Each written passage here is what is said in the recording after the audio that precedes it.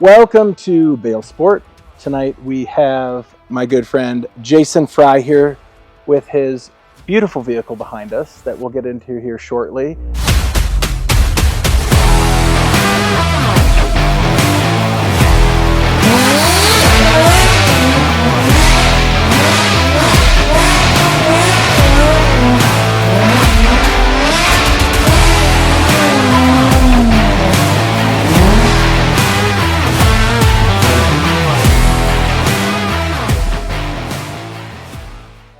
Tonight we have some questions, some answers, some off-topic things. I'll let Jason do his thing, which is usually have a strong and direct opinion about a certain topic, which is why I love listening to him speak his mind.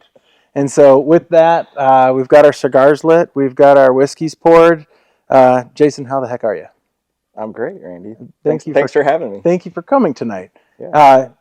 Jason is our first official interview, whether this is in order or not. I'm just still going to announce that. So we spent the last hour and a half getting things set up so they look pretty, right? Yeah. And now I just sat here while yes. they move stuff around. Yeah. All right. So I want to talk a little bit about the start to finish on who Jason Frye is, maybe how we got to know each other, our differences in opinion, our similarities. We did just find out that we both wanted to be truck drivers when we were growing up. Yep. That's a real thing for me. Me too. And did you have a 100%. brand that you wanted? I wasn't real brand specific then. Just Peterbilt.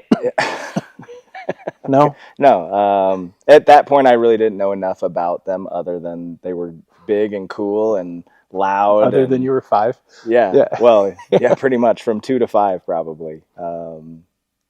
Yeah, I've just always had a real passion for cars. I don't know if that comes like a trait from my dad, who is kind of a gearhead himself. He grew up around the Detroit area, so I think that had a lot of influence on him growing up, which obviously he kind of passed down to me. Growing up, we didn't have any money, so cars were pretty much like, something that we or I aspired to have down the road, but car shows consisted of us going to look and admire other people's cars. That's where it started. Was that almost better or worse? Like, I look back at those days and like, there's such utter appreciation from something that you're like, I don't know if I can have this. Yeah, I mean, I've had a lot of those surreal moments in my life where, looking back at the times where we were going to shows, in just some beater to admire other people's stuff. Going from that to my dad having a car passed down from my grandfather. His father-in-law just gave him a 65 Impala. And that was kind of his project from, I would say, I was 12 years old or so. The flashlight holder, the guy that went to the junkyard with him every weekend to pull parts. I really got to not only spend a lot of time with my dad, but learn a lot about vehicles at the same time. We got it roadworthy, started going to shows. So it wasn't running. What color was it? It was red. Okay. It was running, not well. So, it's had probably over the course of the last, over 30 years now, multiple motors, transmissions, paint jobs, interiors. You still have it? Oh, yeah. Yep. Oh, there it is. Still have it. That's really where I think things set in, because then we went to all the shows. We've gone on multiple power tours. When I was younger, I worked at a hot rod shop for a few years. I was fortunate enough to be in a circle that included like Chip Foose and Troy Trepanier of Rad Rides. Andy Leach now owns Cal Automotive, and I actually have a 66 Nova that's there right now being worked on. So I was, again, kind of in this unreal car community of like the top builders in the nation. And, in my late teens, early 20s, it was just kind of something that took a hold of me. And since then, from the point of turning 16 and getting a Camaro as my first car, granted it was $1,000 84 just base Camaro. it's been for me, I almost have taken my car approach like most people do homes, you know, where they buy something, fix it up, flip it for a profit, buy another one, same, you know, and now I'm, you know, driving stuff that all this from a paperclip, huh? Yeah, exactly. Yeah. Well, from a $1,000 Camaro. Yeah. No, obviously a lot of that has just been to working your ass off. Well, yeah, working my ass off and you know, focusing most of my extra money to my passion, which is cars. So from the point of turning 16 and turning that beater Camaro into something that I made probably like a $7,000 profit on and was proud to drive at the time. TBI 305?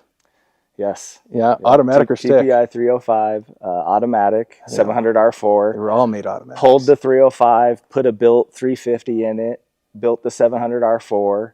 I put 92 ground effects on it, paint job, interior.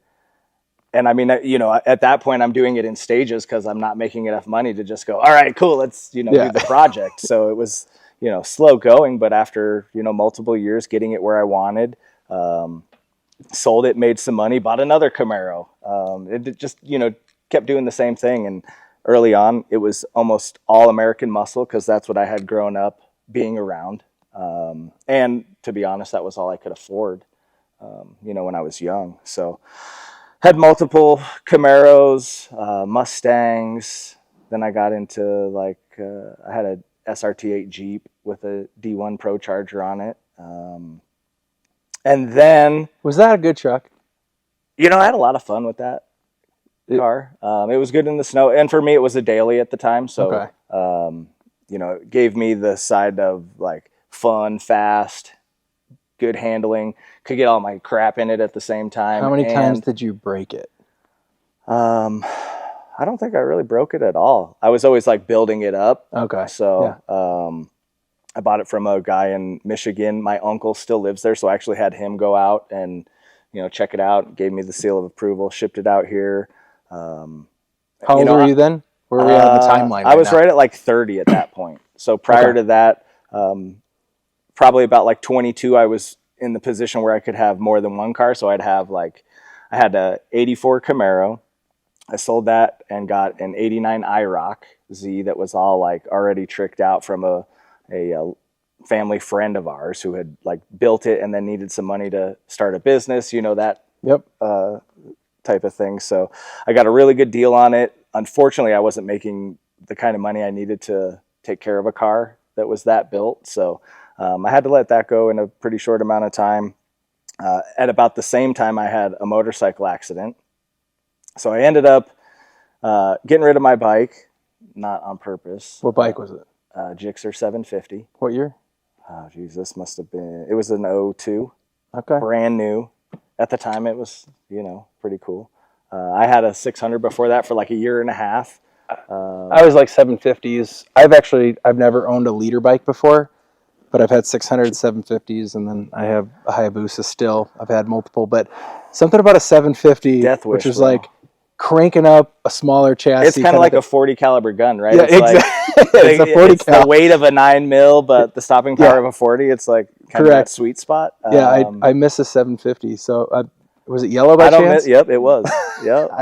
It's like ESP. Yeah, I swear. Yeah. So I had a bad accident, and that kind of simmered me down a bit in terms of... You still ride bikes? I have a dirt bike now. Okay. I have a KX450. I don't really ride that much anymore. Because you are married with children. Married with children, yeah. Okay. And is this a rule you set, or is this a rule that the family It's kind of a rule sets? I've set just because, you know, for whatever reason, when I go out and do stuff, I tend to like push the limit. Yes. You know, where I'm like, enough's never enough, or like I'm one more lap, or whatever the case may be, and I end up hurting myself, and I don't bounce back from getting hurt like I did when I was younger. You should really be more responsible. I should. Well, I'm trying to be, right? You should take my advice. That's what we're talking about. Stay off bikes. Yeah, I do like seatbelts and doors and airbags and stuff now in the event that, you know, things turn sour, but yeah, from there it was, what was it? How many cars? 94 Cobra.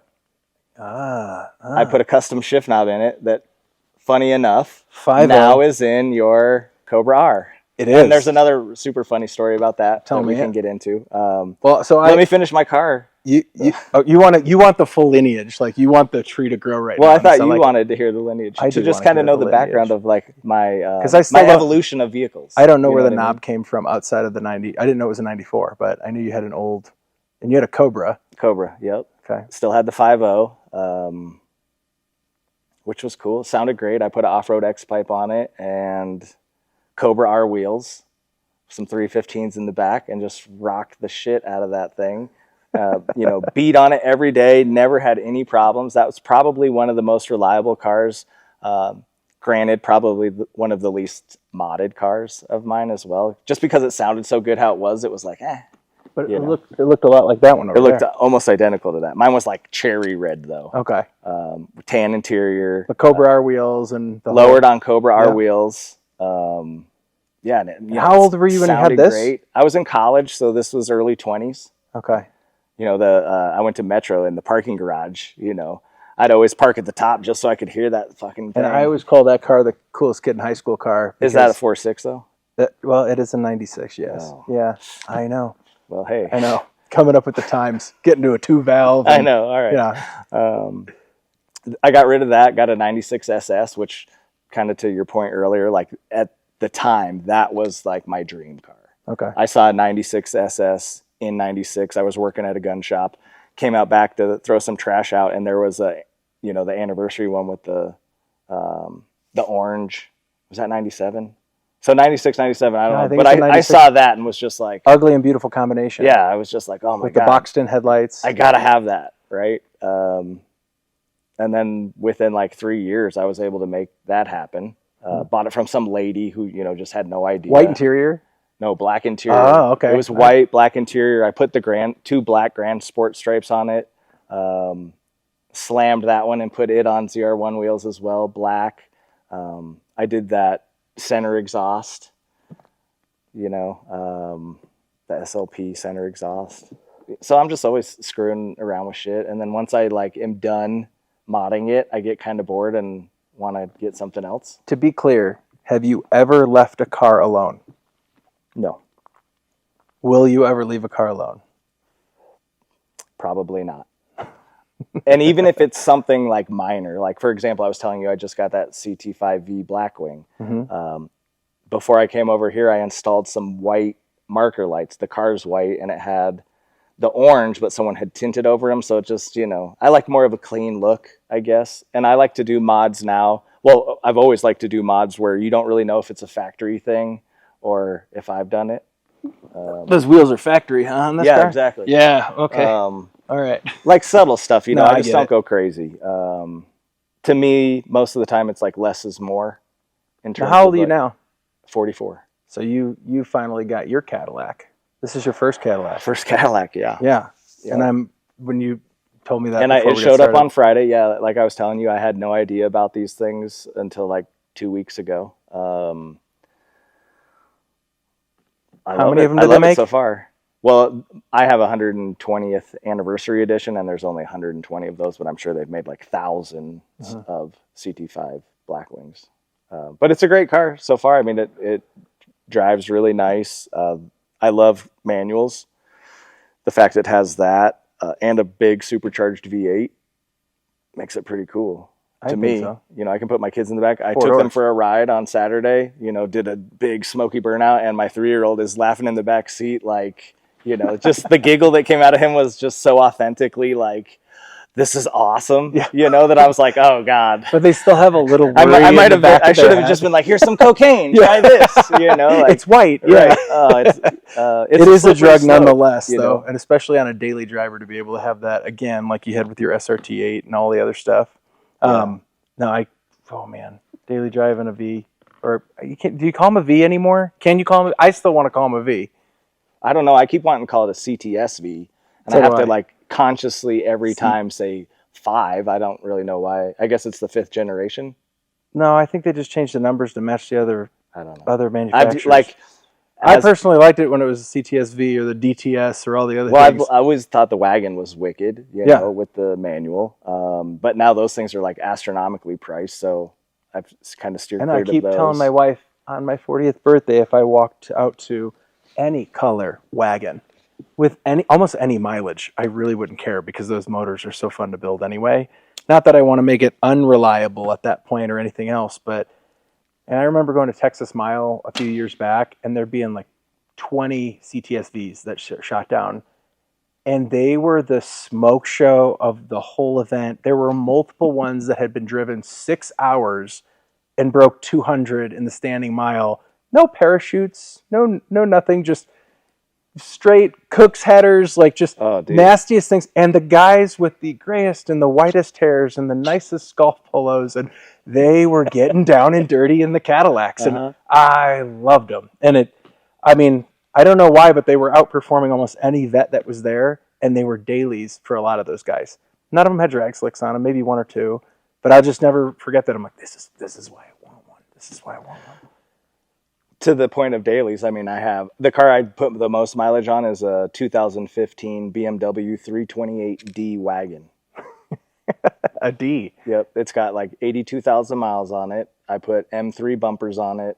Lowered it, M3 wheels. So it looks like an M3 wagon, but I get like 45 miles to the gallon. You drive that every day? Almost. I've literally never seen you have that. I drive it more than anything. Okay. Yep.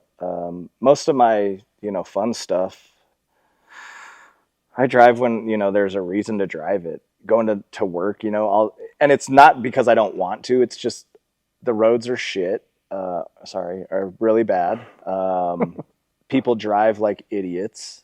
Another reason why I don't want to get on a bike. I think you wouldn't be worried since it's the same color as like a construction vest. No.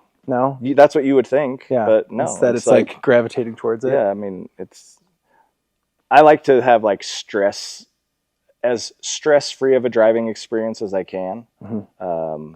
So driving this like on a Monday morning to work while everyone's like rushing to get there in their $5,000 shit box, it's just like, I mean, the other week, last week I was taking my 5-year-old to a Rockies game, and we're not in the like fast lane, but the one right over, and I see an accident right next to me because, people aren't paying attention, and it's the like snake thing where they stop and then they start to go and then stop. Well, it was like 60 miles an hour to nothing and just like a total disaster. And I just thought, oh God, thank God I'm not in something. But you were in the D. I was in the D, right? If I would have been in this, I would have been in the fast lane, and I would have been the guy that, just got creamed, and I just don't like that. So, like early mornings, weekends, that's typically when I'm taking something out that I like care about. And to me, my cars are like, not on the level of my kids, but they're, pretty up there. Yes. I will stand in the garage for hours and just like, what can I do? And like different angles. I would love I could do this. Oh shit, sorry. I could turn these seats and just sit here, by myself for hours, and most people think that's you're just emotionally like the attached thing. to the cars.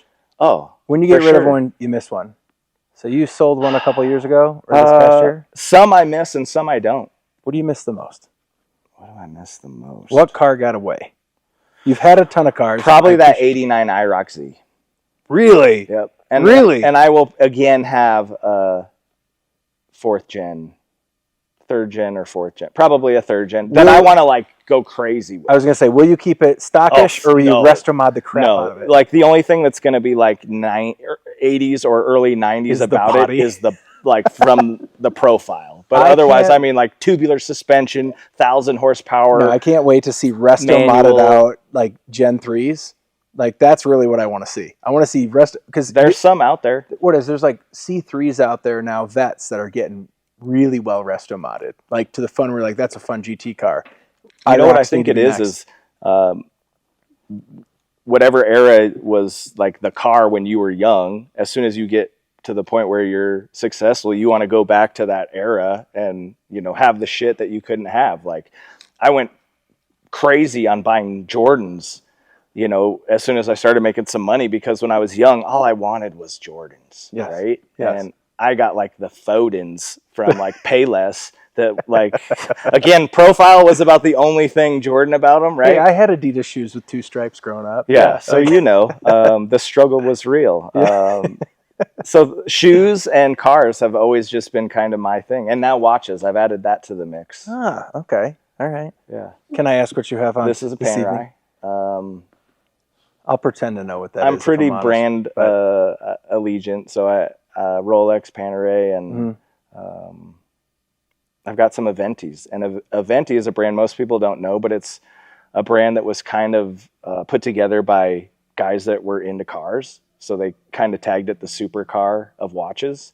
And I'm a lefty, as you can see. So for me, having a crown on the left is great, or on the top, which Aventi offers. So that's kind of why I've gone that direction. the whole thing, without a backstory, can sometimes come off as arrogant, and it drives me nuts when people see that up front. Because I, like you, like grew up dreaming about having those things. Didn't have those. I mean, I didn't. I laugh because like my 96 is sitting over there. My dad is like, I was doing some things at the house and everything. He's like, why don't you sell one of the cars or something, like help pay for that and everything? And he's like, why don't you sell that red one over there? I'm like, because Dad, I drove a Plymouth Neon to high school and I was thankful for it. And I flipped that thing in 3 weeks of owning it. And you made me drive that thing for like another year.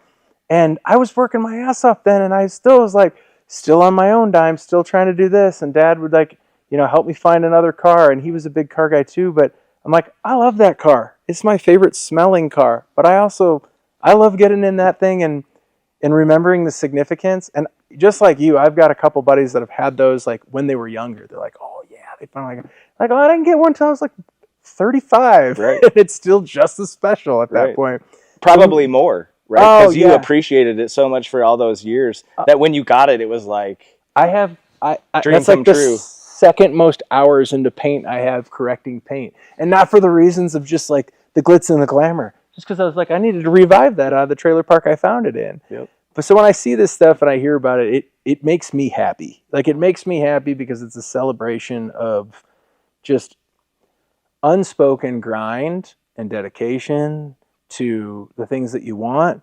And I know in your position and where your heart is with that stuff, like I wake up most mornings like I deserve nothing.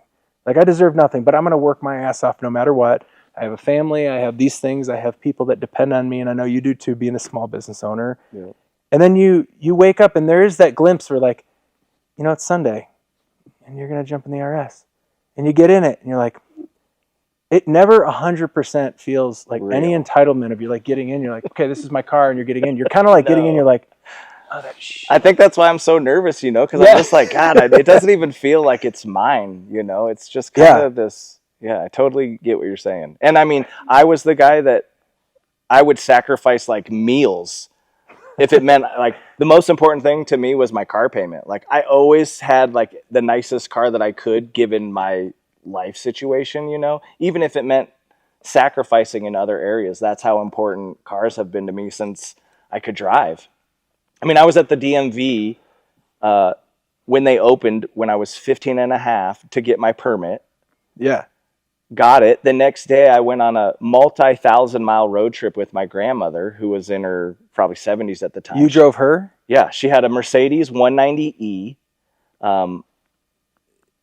I drove her from here to like Ohio, Tennessee, and back. So within like the first 2 weeks of having my learner's permit, I had like 4,000 miles under my belt. In her Mercedes? Yep. And the purpose of this trip was just grandma said, we had a "Let's go." family reunion in Ohio, or maybe it was in Chicago, and then we went to see family in Ohio, and then we went to see family in Tennessee, and then we drove home. And it was just the two of us. That's cool. Yeah, it was awesome. And then we went on multiple road trips, her and I, throughout the years. And, I was always the one that was driving. Now, on that first trip, like through Chicago, I remember her being like, okay, I'm going to drive through Chicago because I don't know if you've driven through Chicago, but I'm from Chicago. Okay. So yeah, 15 and a half year old that You has learn to drive a that. day of experience is probably not like the best thing for him. Yeah, but I've just always loved cars. I mean, the first time I drove a manual was my dad's Audi 5000. Did he teach you? I had just watched him so much and like mimicked everything that the first time I drove a manual, it was like flawless. But he was with you? Yes. Okay. We had gone to Senior Rick's, which ironically enough was where I got my first job to be able to pay for my car insurance and to fix up that 84 Camaro. But we every Sunday would go there. It was just like every Sunday, family would all come there. They had 2-for-1 margaritas, which is probably why my parents loved it. You know, so my dad probably had 4 frugal? or 6 margaritas that night. Yeah, and free chips and salsa. I should add that, which was another like, oh, well, we could go there, and you know.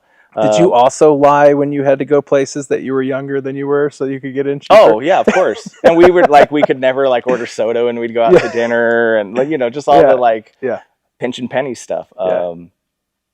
Which always growing up was like, you know, that's why this kind of stuff seemed like so distant to me.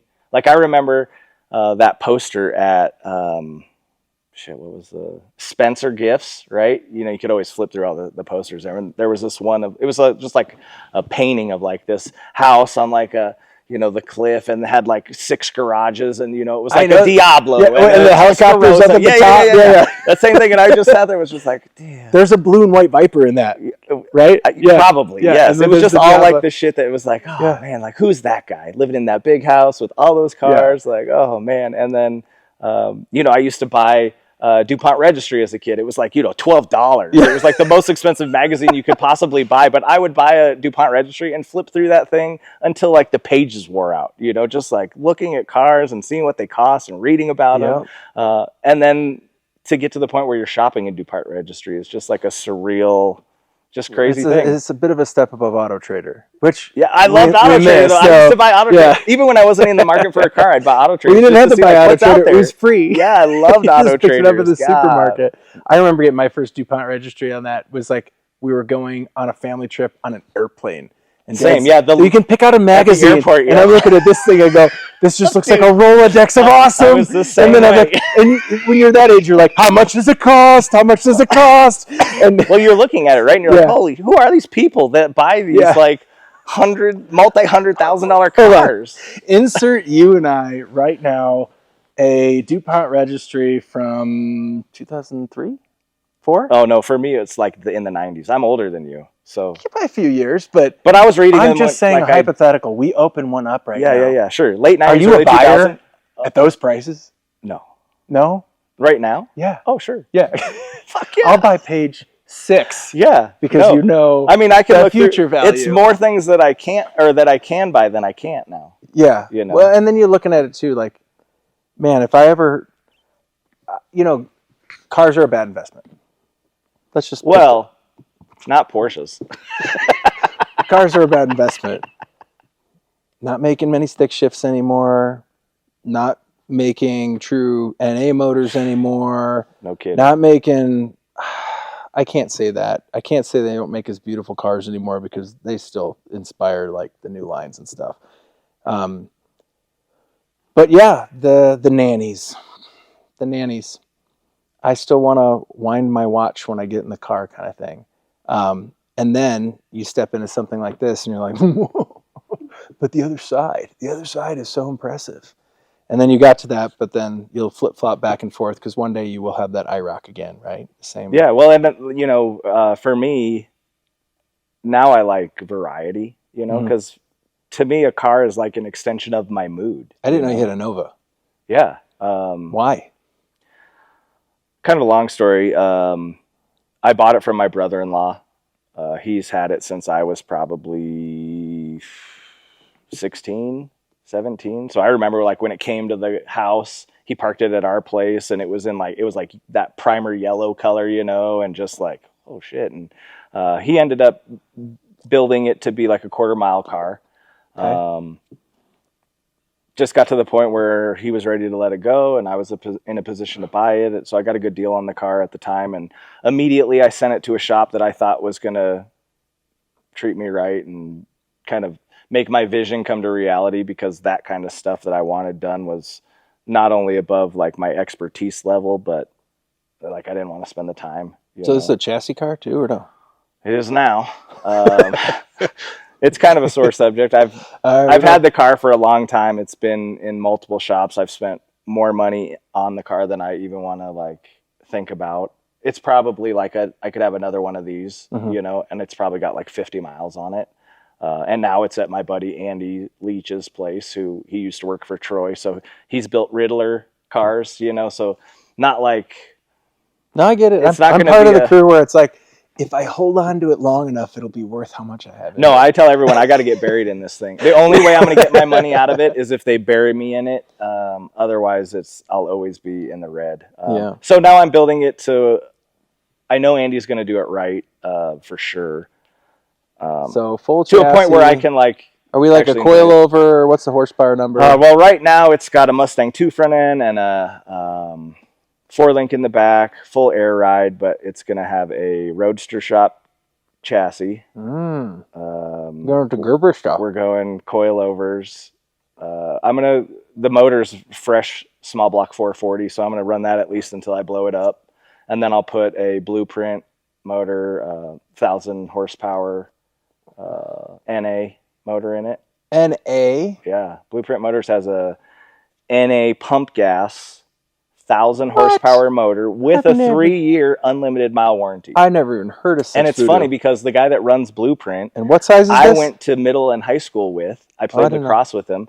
I ran into him at SEMA as he's running the booth, and I'm like, because I've been to SEMA again, it's just like my mecca, which unfortunately now is so EV focused that I've kind of like just lost my taste for it. I am going to go this year, but I had run into him, and for under 20 grand, he was like, at the time, this was a couple years ago, it was like 19,995 for 1,000 horsepower NA pump gas motor. What block is this? I don't know. What size motor? 632. That's a big motor. Yeah, and then I'm a big motor. I'm gonna put a 5-speed manual in it. Okay. And I'm just gonna I want more of like a road course kind of car that I could also hop in and just drive to like Oklahoma NA right motor. now. There won't be Reliable. maps to bring that down for the road course. Well, it's okay. It's okay. I love your vision. It's all right. Yeah, I don't care. It's beautiful. But as I was saying, I have older Porsches as well that are slow and are nothing like this, but that smell you're talking about and that sound and setting the clock, just all those little things that you don't get in this stuff. And I have just as much fun in those as I do this, if not more, because, this obviously gets a little bit more attention than some older stuff for the most part. And the color, I blame my wife, or I credit her. Let's talk about the spec for going crazy. Yeah. Okay. Let's talk about the spec. So I've seen this car several times now. Yep. Once again, construction vest. I think it's like identical. In dirt biking, they call this flow yellow. This is acid green is the official Porsche name for it. All right, and you spec'd it with red wheels.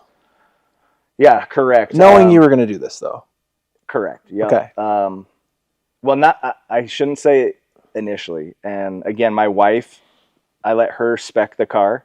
It was kind of like, hey, if you let me get this, I'll let you. That was the deal. Do it how you want to. It wasn't even. She would have let me do it how I wanted to. I think it was more of like fun that way. I wanted her to like have some part in it too. So it's definitely more her than it is me as far as like appearance. The outside, childish. The inside, even more. looks like we should have our bowler caps on and having a pint because you have darker green plaid in this, right? It's like a blue. It's multiple colors. It's like it's a all fun car, right? Yes. That's what I mean. Like you picked this. This was like when Nike ID came out and you could make the shoes whatever color you wanted. Yep. This is the adult version of that. And so it is exciting inside and out. And with the red wheels, when you had the decals on it and everything like that, I love the new wheels. But the red wheels were loud. They were definitely loud. And they weren't for everyone. It was definitely a love it or hate it kind of look. They definitely grew on me over time, but this was kind of the vision that I always had. I have actually a rendering of this car from before I even had the order in with these wheels on it. 3 years? Kind of hard to say because at first I had an allocation. Well, I was on the list for an allocation for a 992 GT3 car. And I had a 991, well, I have a 991.2 GT3 manual. And I had asked to be put on the list before, the car there was even a photo of it. Yeah. Long story short, I waited. Oh yeah. We're getting close for years. Finally to the point where it didn't happen. I'm a big relationship guy, just like you are. So I spend a lot of time at the Porsche dealership, just, you know, because I love it, right? Like I go up there on the weekends and I just like shoot the shit with the Which one was this picked up at? Littleton. Okay. Littleton is my Porsche shop. They're super good to me. Everyone there is a friend. Again, it's just because I've spent so much time there getting to know them, and you know, even when I'm not in the market, I just go and shoot the shit with them. And I think most of them are car guys as well. So when they see another car guy, you know, it's apparent versus the guy that made some money and now he's going in because he can. That's I mean, Which is, I think, a real reason why I got this. You know, I am certainly not one of their top clients as far as spenders, if you will, right? But I can promise you I'm on the podium for like passion for cars, you know? And I got bit by the Porsche bug because my dad was looking for a 997. And because this has kind of always been my thing, I'm just notorious for like finding that smoking deal, right? So everyone that's looking for a car that's fun kind of puts me on the hunt. And I go and I look nationwide, and I'm just patient and relentless, and I'm good at like. Is that how the Cadillac happened? Yeah. You had to go out of state. Well, it's not a very. Most of the cars I've bought have been out of state. Sight unseen. Yeah, I mean, the first R8 I had ever even sat in was my R8. The first Porsche I ever sat in was that 997 that I was saying. I stumbled upon this car in Colorado Springs while looking for a car for him, and because I had like learned so much about the market, I was like, damn, this is a good deal. I took the VIN number and I sent it to, at the time, Prestige, who was my Audi dealership for my R8 that I owned at the time, and was like, hey, do you know anything about this car? And they're like, oh yeah, he had like a stack of paperwork. This car, without anyone at this dealership in the Springs knowing, and it wasn't the Porsche dealership, had a fresh 4-liter in it. And that car doesn't come with a 4-liter, it comes with a 3.8. So the IMS bearing had gone out on it, and they basically had put a whole new 4-liter in this car. It had carbon ceramics, and I think they wanted like $33,000 for it. So I was like, again, they didn't know about this brand new motor that, like, I had receipts from Prestige of like over 40 grand. I do think there's something to be said. Like, you know, I think by habit, I love the joke about Porsches about like a dentist who makes really great money will know the cheapest way to get a Porsche 3 states away, and he'll spend hours on his computer doing that. And then you're sitting here going, you could just probably work and make the extra $4,000 or whatever that comes from. But I do like the idea of when a good deal comes my way. I can't not do that. Are you that same way? Like when you see something like, I can't pass this up. Not that you're trying to poke somebody to death about it. What's your style on purchasing these cars? Because you obviously buy a lot of them.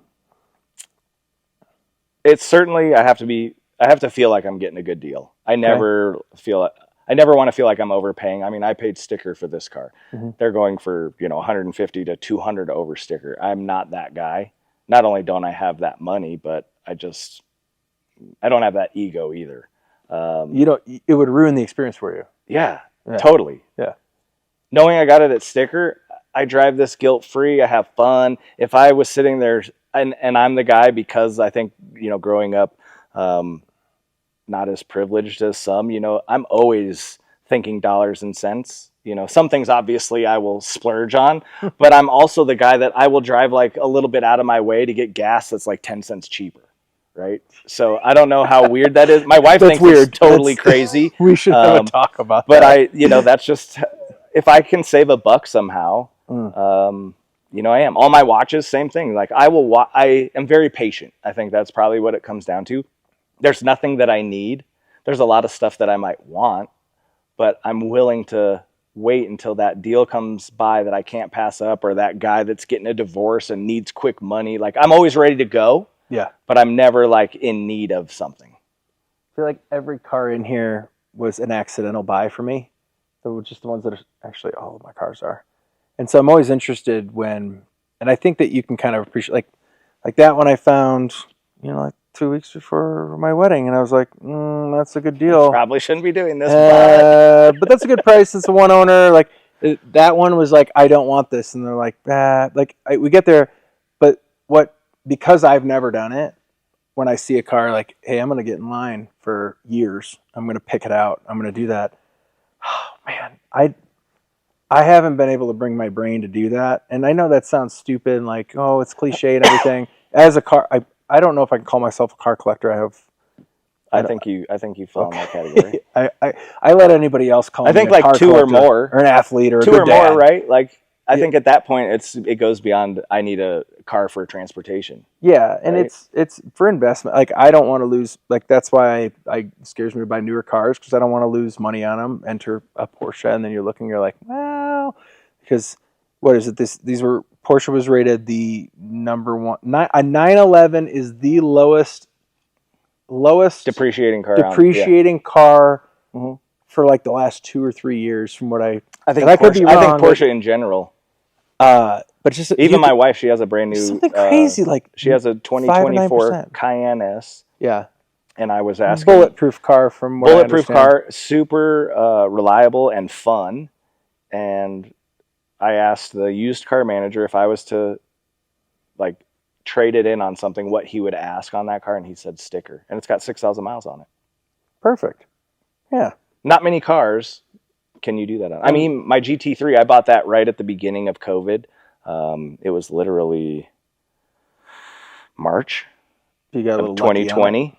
Like a week after the world like closed and everyone's starting to freak out. And I went out and bought a six-figure car that, looking back, I got a smoking deal on. But even I was nervous, like, oh shit, I hope I didn't overpay. And now I've put 11,000 miles on that car, and could sell it for probably 40 to 50 grand more than I paid for it. My old Porsches, the 964, I bought that on Bring a Trailer.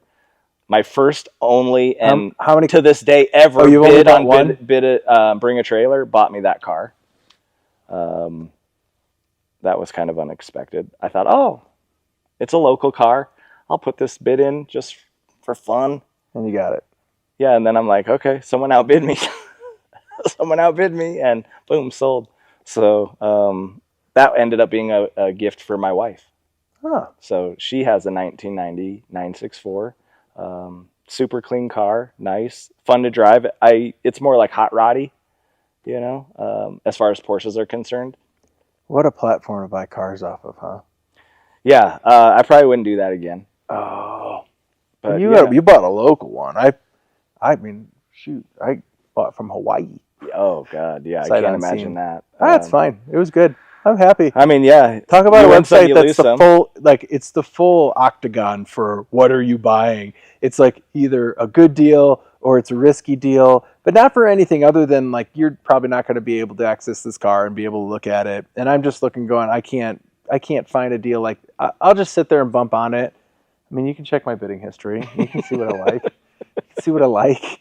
And there's 2 Mustangs at home because of that. But no, what a platform on, even for what I do, like with insurance, it's the equalizer for what a value on a car is. Like people, and for the more common cars, I'm looking, going, yeah, I can put that car at $65,000 all day long on your agreed value. Mm-hmm. And somebody will say, well, we can put it at more, but I think we have a whole plethora. The thing is, it's mostly cash. Well, State Farm, it's replacement cost, right? Which is different from some companies that are like, oh, we'll give you. Yeah, so agreed value, and we can agreed value as opposed to stated value, and then those adjustments. Yeah, there's a lot to be said about that, but it's and being in. So if we have like a problem with a higher end car, let's say it's a Lamborghini or McLaren or anything. We happen to be in a market that tends to have a little bit higher prices in Colorado. And so, yeah, it does a little bit better. But, yeah, just the idea of buying. I mean, eBay was there, and it was kind of like the dirty place to kind of look for stuff for a while. And now you're just looking to look. And well, I've found multiple cars that I have bought. Not through eBay. I have found the car on eBay, and then the GT3 was one I found on eBay, but I reached out to the seller and we did it totally outside of eBay. Okay. And then I had a Gen 2 Raptor that I found on eBay and did it outside of eBay. Gen 2 Raptor, let's stop a second. Yep. I call it the Glock 19 of vehicles. I think any Raptor. I've had 2 Raptors. Hear me out. So they're a the Glock, shit. a Glock 19. If you asked me, you could only have one handgun. What would it be? I'd say a Glock 19. And you say, okay, now you can only have 3 handguns. One of them would not be a Glock 19 because there are 3 other better guns that I can have in my thing. I agree. A Raptor, if you have to have a daily driver, that you're not a guy who's like, and I'm going you to have 16 trust different. And you have to use it, trust it, enjoy it, in any condition. valet it, off-road it. 100%. Everyone that I know that has one is like, it is the best truck. And I hope, like with the TRX. And I love Glocks, but like you said, I'd rather drive my Sig, if you know what I'm saying, right? Which is my Cadillac. Yes. Yeah. It's that kind of thing. But I think it's funny because like all the friends that I have those, I have never, ever heard one owner of one. I mean, yeah, they get tired eventually and everything, but I've never heard a person say, I don't like this truck. And you had one. I've had 2 now. And I've got a Raptor R on the way. So, that's right. Because you had the one at the snowmobiling trip when we were on that. Yes. You still have that one? No, I sold that. Okay. Yep. I had a Gen 1, the short cab, the Scab, I think it is called, which I was just really hard to find. Yeah, I had no kids, no wife, so for me it was like perfect. I could throw my dirt bike in the back. I had plenty of room for what I needed. So I loved that truck. Sold it, got the Gen 2, which I loved that as well. Not disappointed by the 6. No. Because for me, my truck is not like my go out and like rip it car, So I didn't put exhaust on it because I thought they sound like just total garbage. Yeah, like I'm not trying to accentuate the lawnmower sound, you know what I mean? So it was quiet, but it had a big blow off valve on it, and it had custom wheels and bumpers, and it looked killer. And drove great, good in the snow, plenty of room with like car seats. Yeah, you can get in that truck and you can go like this. I mean, my kids in their car seats, and I can still like walk through the back seat area. It's like, this is great, which I've totally missed since like the day I sold it. I had a brand new Range Rover that I just got. I traded that on the Blackwing. Do you like the Range Rover? I hated it. Oh, don't tell me that. I hated it. I got 2 friends that I always say, like, you press the sport button, it's the $1,000 button. Every time you press it, you're going to have to spend $1,000. And then I have 2 guys that are like, I freaking love my Range Rover. It's been extremely reliable. They're probably not car guys. No, they are. Okay. And they're actually pretty deep car guys. I don't know. Like, to me, it was just too soft. I had the long wheelbase, the V8, the 2024, the nice one. It looked good.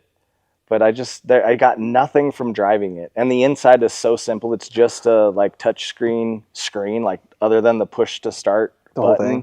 It's just very simple. It was comfortable. I mean, I think it does everything a Range Rover is always meant a good to looking do. Truck. I don't think they've ever made a bad looking one. But I agree. In black. And then at the same time, I'm just thinking like, oh God, this thing is like tanking right now. Like, I was lucky and I sold it for sticker.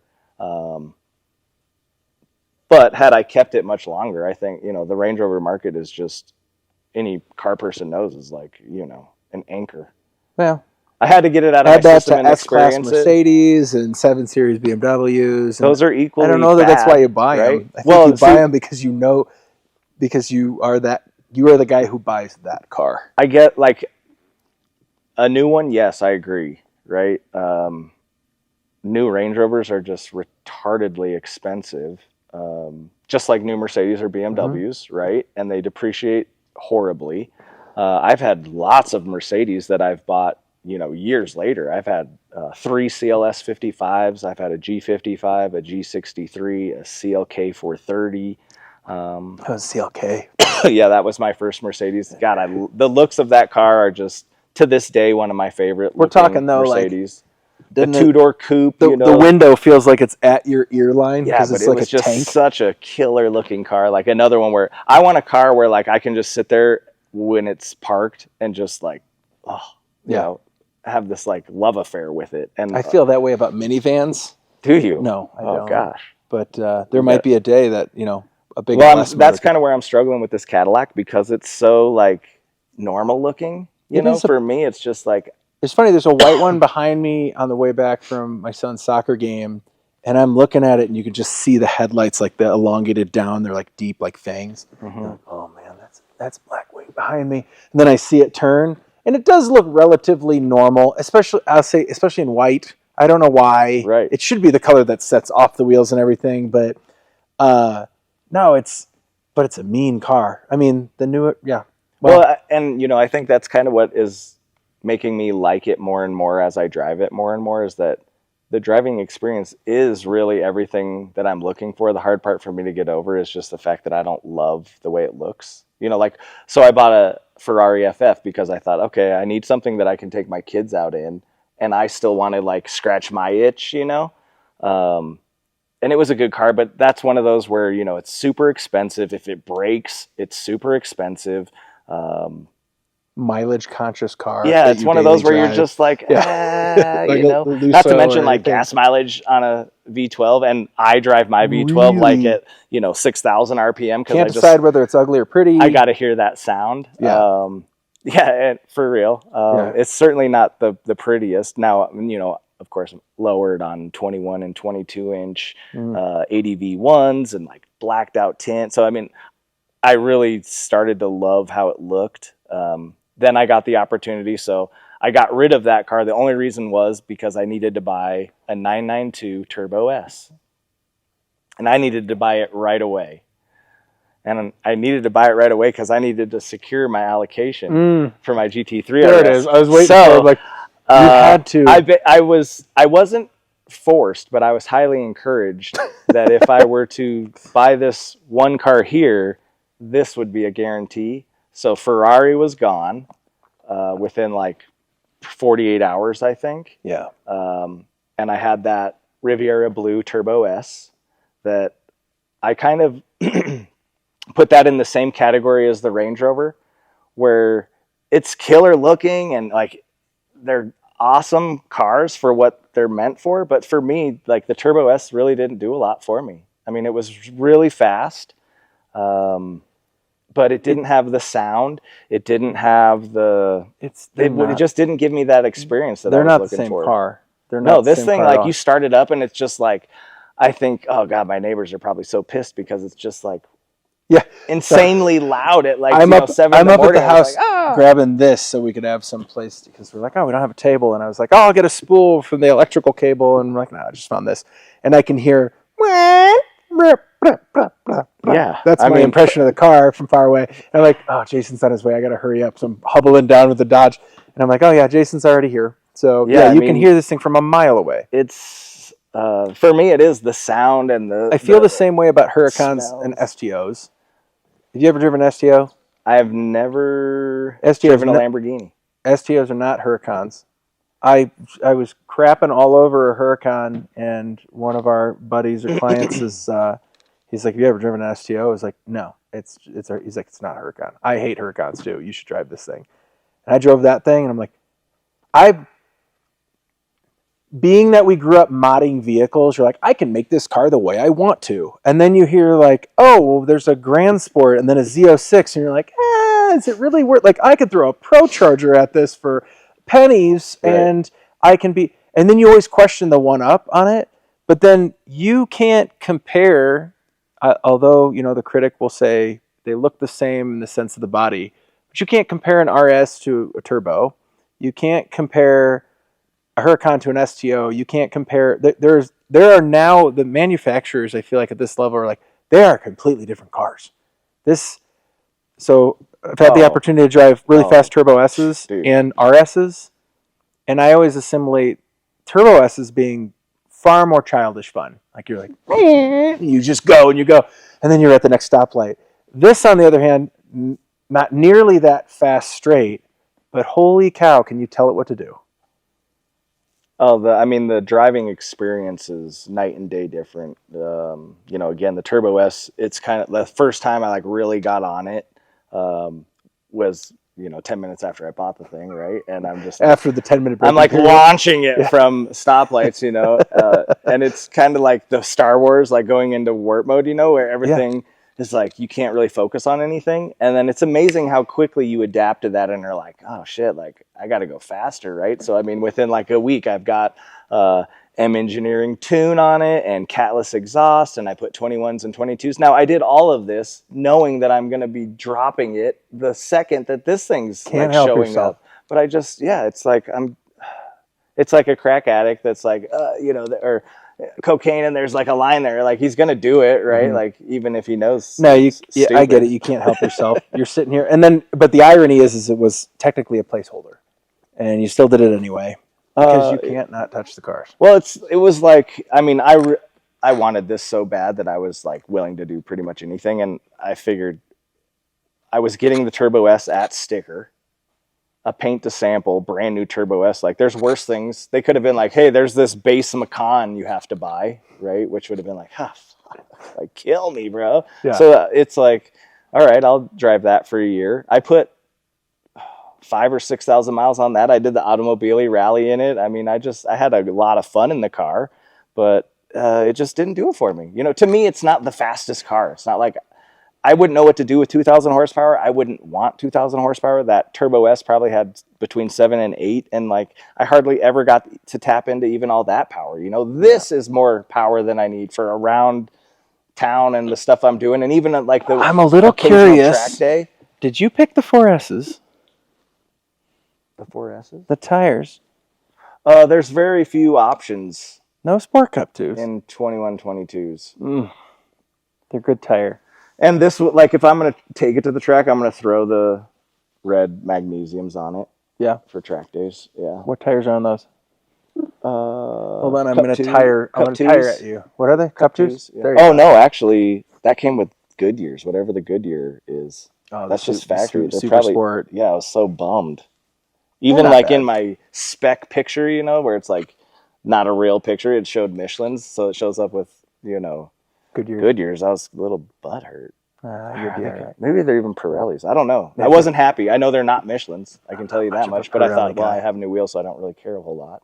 All right, let's Most get of my cars, like I have mods show up before the car. Like I had full exhaust for this You had this in your garage? months before my car was even like on a boat to America. My wheels were ordered months and months before I had my car. Even my, like, anytime I know I'm buying something, I pretty much like, all right, I got to get I'm cold air intake, and I got a laundry list of the Yeah. basics. Yeah, As we would say, the Just- basics. Yeah, right. This is like this is the must-haves. This is Yeah, like you gotta toilet do paper it. in a tent for camping. Right. I'm not going to run a paper air filter. Yeah. What?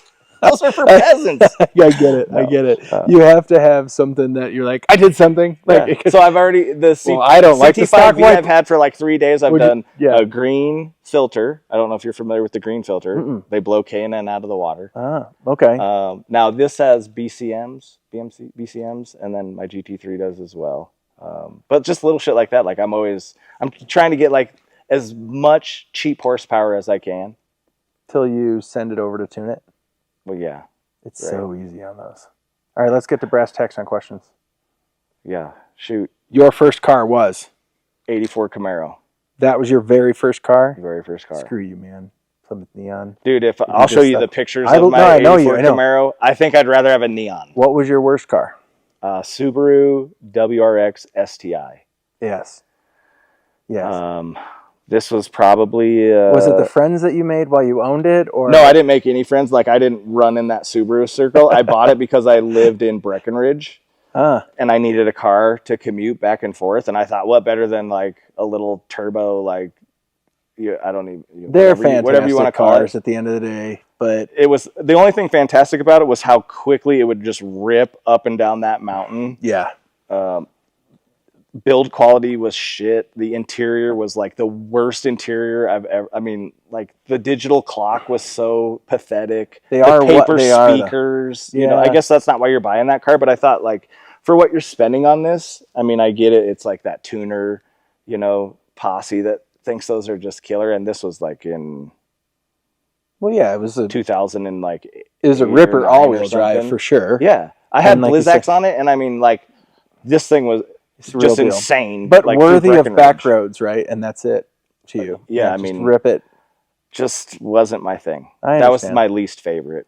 No, yeah, there's a. Well, yeah, I'll just leave it at that. on Least Subarus. favorite, like nice car, was probably my R8. Why?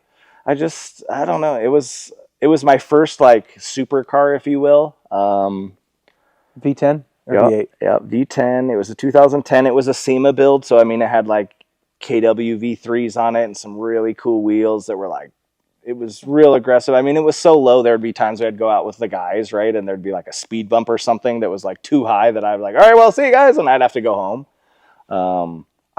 It sounded good. I liked the shifting, V8. But it just, I don't know, something about it I didn't like. It wasn't the most reliable car. It didn't handle all that good. Was it first gen? Yep. Yeah, there it is. Yeah, 2010. Yeah. I haven't driven any of the new ones. I think like Cam's R8, I think is like the sickest R8 I've ever seen. I drove it the other day, and I told him, I go, this is your third. Your last one was, it was good. This is not the same animal. He's like, I know. And I'm like, and it's rear wheel drive, so I'm a big fan. I mean, I haven't like even ridden it. We drove a lot in automobility together. It's slow. Slow car. It just looks so good to me, which to me is like, that's the first thing. It's kind of like a woman, right? Like the first thing I'm noticing is like, oh damn, she's hot. Yeah. Right. And then I want to go and get to know her better. Right. Sometimes you're like, oh God, all she is hot. Yeah. Right. And other ones you're like, oh wow, she's smart and funny. And speaking of which, before we go that way, can you name one bad thing about this car? Name one thing you don't like about it. The one thing I don't like about this car is that when it gets up to temperature and the fans up front turn on and suck the heat out of the radiators, it blows right across your window. And that's how they set it up, which is why you have those fins on the top. It keeps the hot air. You'll notice the fins on the hood direct it this way. Yeah. It keeps the cold air going down into the intake of the motor. So the hot air comes out of the radiators. It purges here. Goes this out of the hood. Okay. And it just, the dynamics of it make it, the hot air just blows right into your windows if they're down. So as you see, I've added some little. Oh, yeah, wickers. Yeah. Look at that. I've tried to like help. Wickers and stickers, always good for horsepower, Yeah, yeah. And the story behind the red wheels is I really wanted the red DRS pumps on the wing. Yeah. And the little buttons back here because I needed something to tie into the red interior. Correct. And then the wheels. And I just added a fresh touch to the wheels tonight. I don't know if either of you have noticed. I'm seeing red hardware.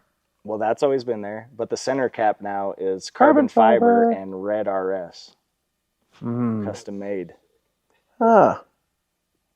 So again, for me, it's just like the little things that pretty much no one notices, right? But it's just that thing that I like to make my car different than everyone else's. I just love that you can physically see the beast of the aero that's on here, and you can see every spot that if you know anything, if you know a little bit about aero, you're like, well, that works, that works, that works, that works. All right. And driving this car, it's just the amount of downforce that it has. And again, like I've driven my GT3 11,000 even on your rollers, 11,000 miles. Yeah, this thing is like, it's crazy. And it's also crazy, like when you hit that wing, you can feel when it's open and closed.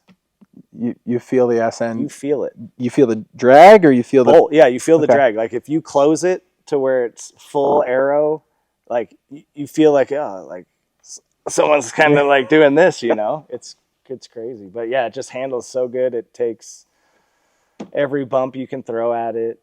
And the thing I really like about Porsches is they're just so reliable. I never have check engine lights. Nothing is breaking on them. I can go out and literally beat the piss out of one of these cars. Careful, Jason. Careful. You're starting to sound like a prick. Hey man, it's because I don't like wasting one, I don't like my cars being in the shop because I like to drive them, right? And two, they're expensive, especially when you get to this level of like that supercar, McLaren, Ferrari, Lambo, all that shit. Like I'm talking to guys already about tuning the V and like doing some mods, and like I could like make this thing just a rager for like 10 grand. Like you don't do anything to a car like this for 10 grand. So it's like, that's what I think is exciting about talking about modding it and then seeing this. You're like, wheels done. And then, like you said, things that are not of a performance significance, only just to make you have a little glimmer in your eye when you look at it. Right. All right. Next question. What was the car when you were growing up?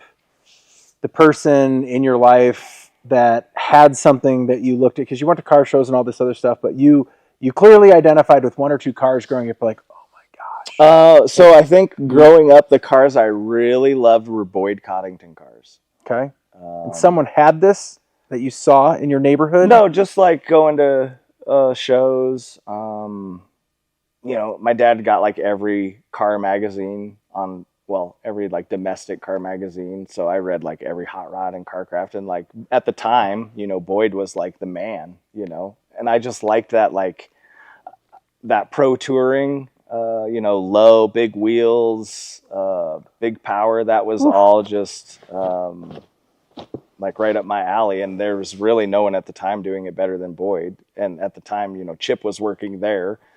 And just the clean line, the cars where you're like, unless you have the stock one right next to it, you don't know what's done, right? Because it's just so clean and so well done that.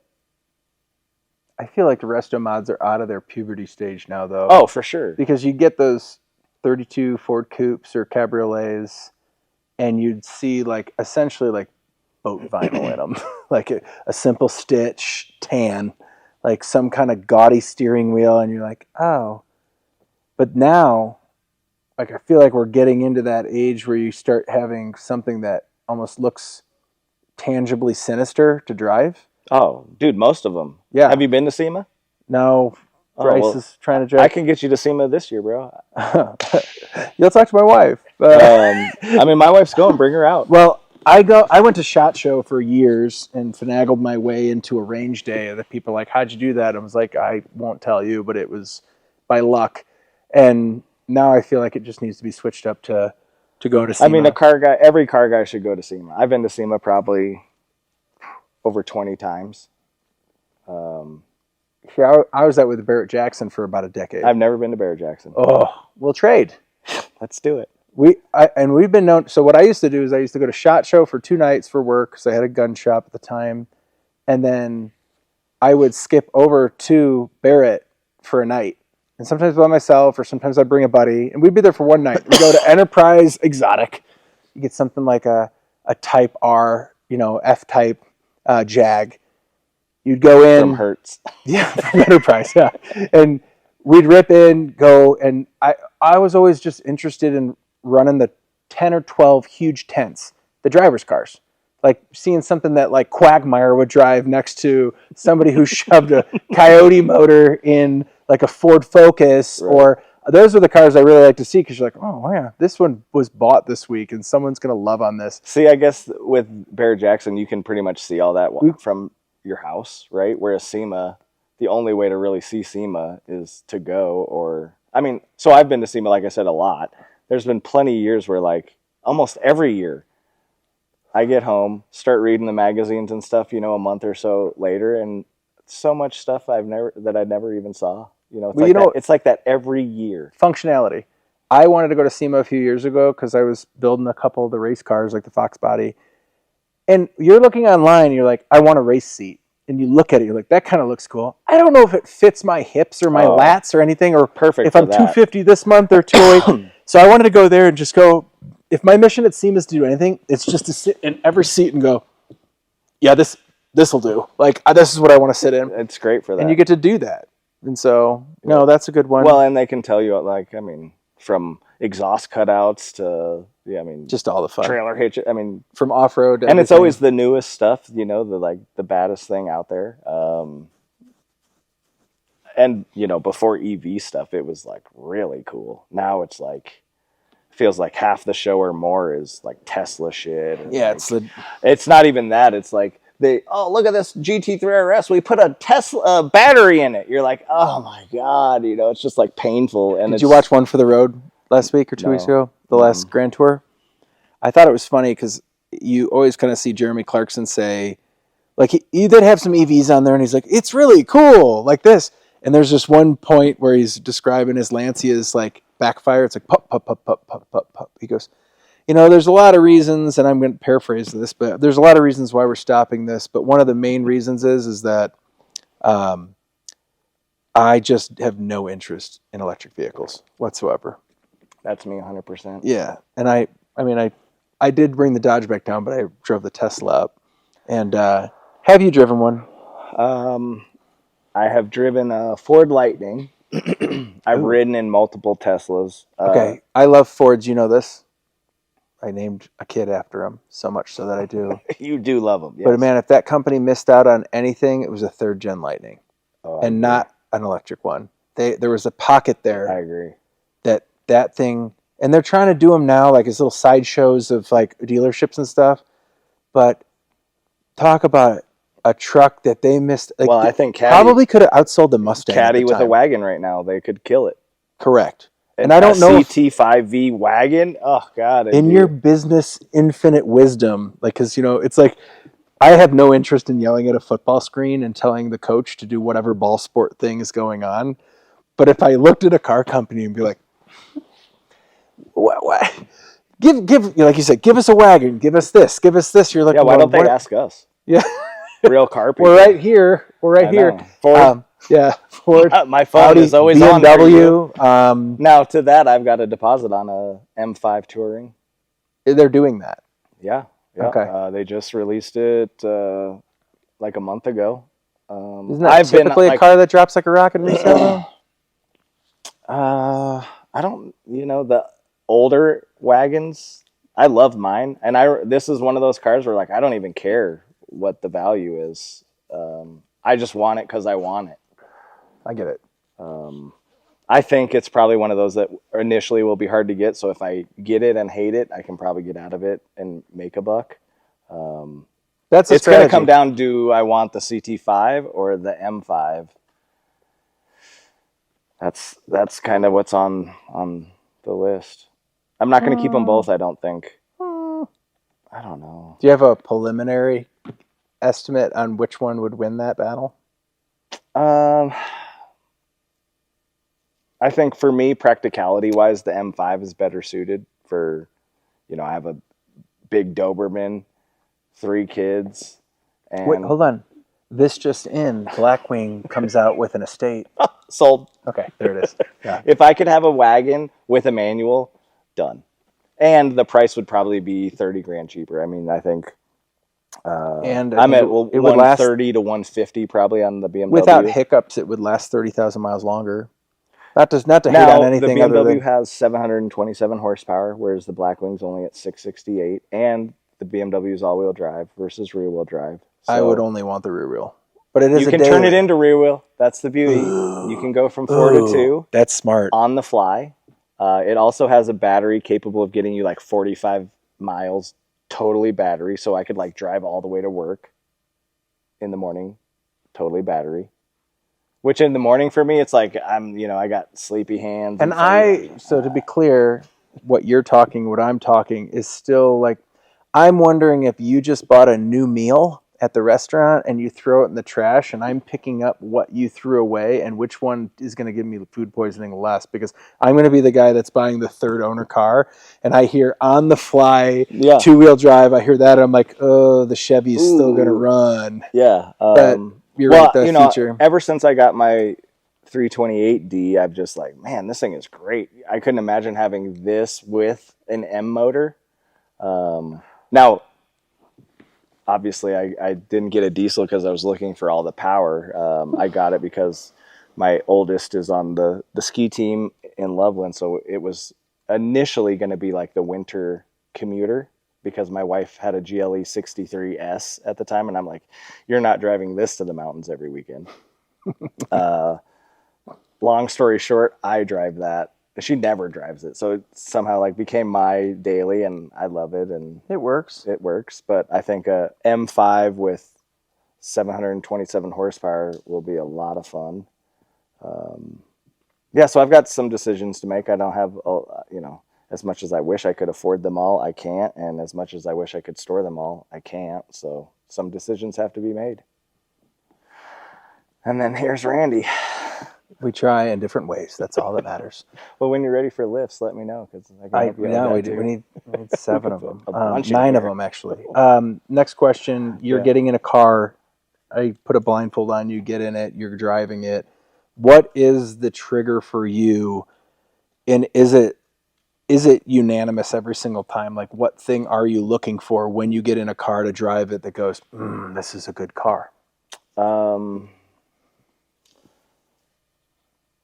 I know experience is vague, but It's too vague. Nope. Got to dig deeper. Take your time. I think the sound sound is really high on the list, which is probably why all of my cars have exhaust.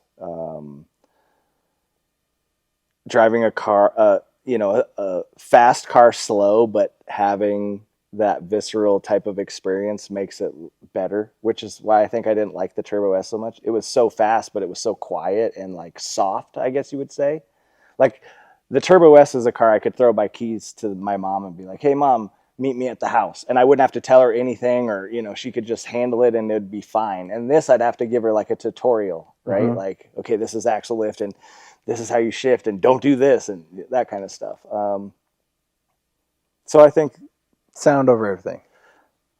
Yeah, even if it's a little brake squeal, even if it's a little creak from the suspension. The thing with the Cadillac that I just am having a hard time with is just it's so quiet inside, which I know is exactly what they want it to do, right? Which is probably why I didn't like the Range Rover. Like you couldn't hear anything, right? You don't hear the exhaust, you don't hear the road, you don't hear cars. It's just like you're in the cocoon. Ooh, speaking of that, I don't like cocoons. Escalade does a real good job of pumping just enough sound into the cab where you're like, yeah, I've heard really good things about that. Similar truck that made me think of that. When I was thinking of sound, I was like, I remember being in my buddy's newer one, and I'm like, man, this has just the right about audible experience from this motor coming in. So that's a good one. Yeah, I mean, I like smells too, like you said. I mean, getting in one of the old Porsches, like the sound of the door closing, right? And then just that smell of like the older, musty almost, like just that old smell from 1996. That's I have a 993 and it's from 96 and I got it because that's the year I got my license. And it's almost like the chemical smells the same a little bit across the board. Yeah. And like even older cars where you can smell like the cigarettes still from 60 years ago, I just love that. Yeah. And old cars, the exhaust, like if I see an old car, I can't wait to get behind it just to no catalytic converters. We were backing the Viper up and Bryce says, "Oh, that smells a little bit rich." And just like a movie about Christmas, I think there was a little tear in your eye, a little twinkle that happened in my eye, and I just smiled at it. I was like, no, that's pretty good. Anything that you want to finish with tonight? No, man, I just I like cars. Most of my friends, I'd say probably 98% of my friends are from cars. Mm-hmm. You, Bryce, Cam, JR, I mean, you name it.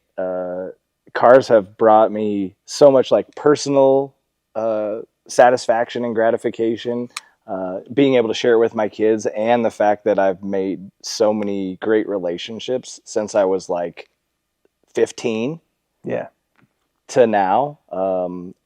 Without cars, I'd be a pretty lonely, boring person. I wouldn't have a whole lot to look forward to. Like you know that I work on the cars and I have my fair share of problems because of the years I collect. And you even said, hey, if you need any help, even if it's not an area I'm not very good at, I'll still show up and sometimes I'll still hold the flashlight for you, bro. I'm a pro at that. I won't yell at you. I grew up, over here, you forget what you're doing, and you're off-road. Oh, sorry, Dad. I grew up in an off-road shop in my getting out of off-road and into sports cars years, and Bob used to say something, or Mike used to say something about adult supervision, hey, I just need you to come over. It's not that I don't know what I'm doing.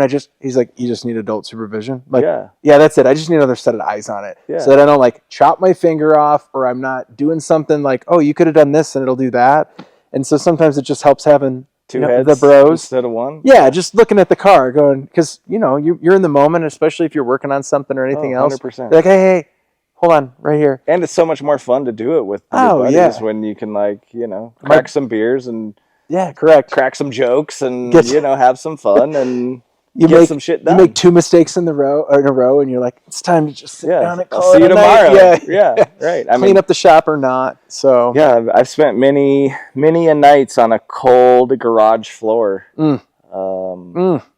Back in the day when I couldn't afford to have lifts, anyone help me. Yeah, jack stands, and my cousin, has always been a gearhead and real mechanically inclined, so he would always come and help me on stuff. I've almost died under jack stands more than this many times. I still have all my fingers. We definitely need to get you a lift, bro. I mean, I've had lifts You for owe years. it to your kids. No, I've had lifts for years too, but I just still remember the times for like we were ratcheting strap off other vehicles to get an axle. I mean, you do what you got to do, right? No, but now I'm like, yeah, now it's. I used to change my own oil and everything. I keep too. a creeper in the corner just to remind me. Like, Yeah. and it's got spray. It humbles you, bud. It humbles got you. anti-seize that somehow. Do you know how many times I've fallen asleep on a creeper? Oh yeah, I Dude. agree. Yeah, underneath there. Yeah, underneath. And you don't wake up till your feet are cold. Oh, because they're on the concrete. Mine started cold, bro. Yeah, yep.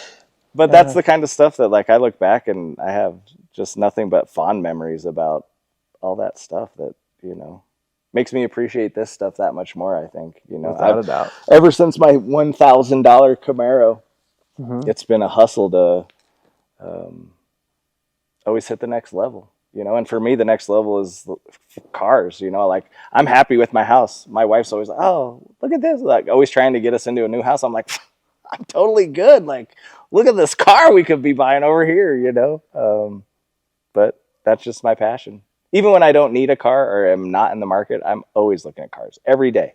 7 days a week, I'm looking at cars or car parts or watching clips. I don't get many notifications on my phone, but a couple weeks ago I had to turn off the emails and alerts from the auctions because I had like 17 watch different lists. Cars. Yeah, bro, I know. No, not watch, just cars. Just this was specifically cars. But like, I remember the last one on the list was like Plymouth Prowler, and I unchecked the email notifications. See, that with like an LS motor would be cool. No, not even. That's where they missed the boat on that. I know, but I want to own a purple car, and so if there's ever a budget purple car that should be purple, it's a Prowler. All right, so how about this instead? What? This was actually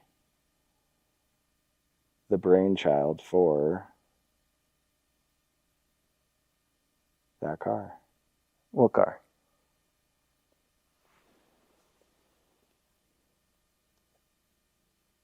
Oh, shit. So the Prowler was designed by Chip Foose, right? And the car that was actually the creation for it was this. This is the Hemisphere. Very limited number. This was all... I don't know that we can get away with building a car like that now with safety feature requirements. I mean, isn't that what supposedly killed the Alfa Romeo and the Gen 5 Viper? Well, he used to. I've been to his shop and he rolled up in this car one day. Green nonetheless. Dude, this thing is just so wicked. Yeah.